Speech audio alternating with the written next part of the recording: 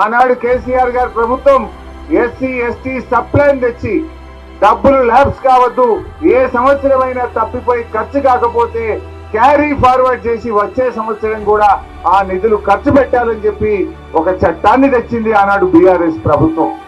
ఆ రకంగా కేసీఆర్ గారు దళితుల్లో ఒక అభ్యున్నతి రావాలని దళిత బంధు లాంటి పథకాన్ని దేశంలో ఎవరు ఆలోచించని విధంగా తెచ్చారు. అదే విధంగా ఎస్సీ గురుకుల పిల్లలు చదువుకోవాలని ఈ రాష్ట్రంలో పెద్ద ఎత్తున ఎస్సీ గురుకుల పాఠశాలలు ప్రారంభించారు. ఆడపిల్లలు చదువుకోవాలంటే రూములు కిరాయికిస్తలేరు, ఆడపిల్లల చదువులు మధ్యలో ఆగిపోతున్నాయని దేశంలోనే మొదటిసారిగా 50 మహిళా రెసిడెన్షియల్ డిగ్రీ కాలేజీలు ఈ తెలంగాణ రాష్ట్రంలో ఆనాటి బీఆర్ఎస్ ప్రభుత్వం ప్రారంభించింది. ఇట్లా ఎస్సీల అభ్యున్నతి కోసం ఎన్నో మంచి కార్యక్రమాలు జరిగాయి.